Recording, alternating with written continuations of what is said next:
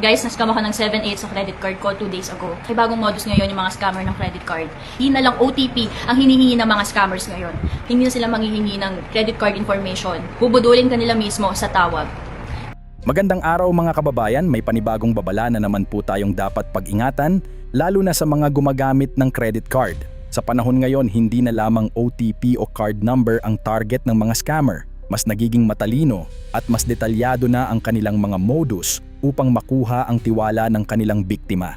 At sa ulat na ito, isang netizen ang nagbahagi ng kanyang karanasan matapos umano siyang maloko at mawalan ng halos 8,000 piso dahil sa isang bagong modus ng mga credit card scammer. Ayon sa biktima, 2 araw bago niya ibinahagi ang kanyang kwento, siya ay na-scam ng halagang humigit kumulang 7,888 pesos gamit ang kanyang credit card.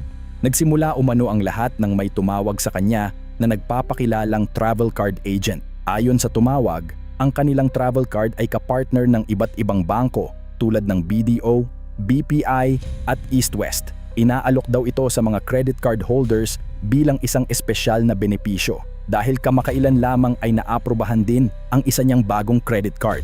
Inakala ng biktima na posibleng isa itong legitimate na offer mula sa mga partner ng bangko. So, last week may tumawag sa akin.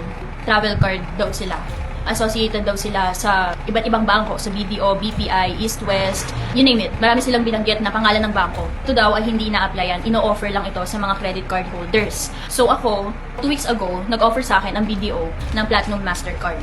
And then, tinignan ko yung video online ko, nandun na nakaregister na yung Platinum Mastercard ko. Nakalagay na siya dun sa video online. So, kailangan ko na lang matanggap yung physical card ko para ma-activate ko yung card ko sa video online. So, nung tumawag itong travel card na to, at in-explain niya na ino-offer lang to sa mga credit card holders, ang akala ko, dahil 2 na yung credit card na hawak ko sa video, may mga nag-o-offer talaga ng ganito na perks ng mga credit card. Ayon sa kanya, maayos magsalita ang tumawag at tila profesional na ahente. Alam pa umano nito ang buong pangalan at billing address ng biktima, dahilan upang lalo siyang magtiwala. Binanggit nila yung buong pangalan ko, tapos yung billing address, tama din. And then, wala silang hinihing kahit anong information sa card number ko, o hindi sila nanghingi ng OTP. At sumakto din talaga dun sa time na na-approve ako sa isang credit card. Sa unang tawag, sinabi lamang ng tumawag na ipapadala ang travel card sa kanyang address at wala naman daw siyang kailangang bayaran. Ngunit makalipas ang ilang araw, muling tumawag ang parehong grupo at sinabing ide-deliver na ang travel card. Doon na nila ipinaliwanag na may one-time payment na 7,888 para sa tinatawag nilang lifetime travel benefits. Ayon sa kanila, makakakuha daw ang card holder ng 40% discount sa hotel at airfare at maaari pa itong magamit ng pamilya o kaanak. Maaari rin daw itong hulugan sa loob ng 24 months na aabot lamang sa halos 300 kada buwan. Ito, tumawag sila na eligible na nga daw ako sa travel card, 40% daw yung discount sa hotel, sa airfare. Tapos, hindi lang sa akin yun pwede pa sa mga families and relatives ko, magagamit din nila yung 40% na yun. So, yung first call, tinatanong nila ako nandun ba ako sa billing address na yun kasi papadala na nila yung card. At that time, wala pa. So, wala pa silang sinasabing kahit ano. Parang i-deliver lang talaga sa'yo yung card, di ba? Wala kang babayaran. And then, 2 days ago, tumawag ulit sila. Okay na ba? Nandun na ba ako sa bahay? Hindi na ba ako aalis kasi i-deliver na yung travel card? Doon na sila nagsabi na may one-time payment na 7,888 pesos. Payment daw yon for lifetime benefits. Like, sila kasi yung mag-aasikaso kapag meron kang travel or hotel accommodation, sila plus meron ka pang 40% discount. At ang maganda pa, 24 months yung pwede mong installment. So, bali 300 pesos. Tapos, April pa siya mag-start na ibabawas sa credit card mo. Dahil mukhang kapanipaniwala ang alok, pumayag ang biktima. Pagdating sa kanyang bahay, may lalaking dumating na sakay ng motorsiklo at may dala umanong card terminal. Pinapirma muna siya sa isang form at pagkatapos ay pinatap ang kanyang credit card sa terminal. So pag-uwi namin, habang na yung taong naghihintay sa amin, nakamotor siya. And then meron siyang sariling terminal Tapos meron silang pinapirmahan. Ito, ayan. Tapos after mo pirmahan to, meron silang ilalabas sa terminal, doon mo itatap yung credit card mo. So imagine the effort ng mga scammers ngayon. Hindi ko na talaga alam kung saan sila kumukuha ng kapal ng mukha. Pare-pareho lang naman tayong Pilipino, ba't hindi tayo lumaban ng patas?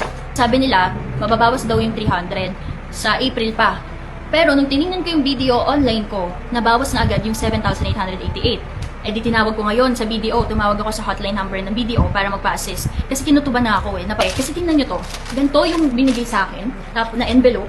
Tapos pagbukas mo, ito yung bibigay sa'yo. May free staycation pa silang in-offer for a 3-star hotel sa Tagaytay, kahit saan basta 3-star hotel daw.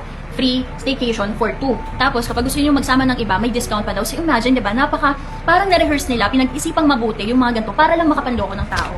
Dahil dito, agad siyang tumawag sa hotline ng kanyang bangko upang i-report ang nangyari. Nang suriin pa niya ang mga dokumentong iniwan ng mga scammer, napansin niyang mukhang peke ang mga detalye. May mga maling font, may typographical error sa contact number, at tila hindi professional ang pagkakagawa ng card at mga papeles. At ito yung nakalagay. Ayan. Hindi ko pa nga natatanggal yung card kasi nung pumunta sa lead dito, busy ako. Ngayon ko lang to na-check. So, ayan yung itsura ng card. Pagdating dito sa likod, ayan o, may typo pa. +632, walang 639. Diba? Tapos yung font nung kanilang paper, sobrang sakit sa mata.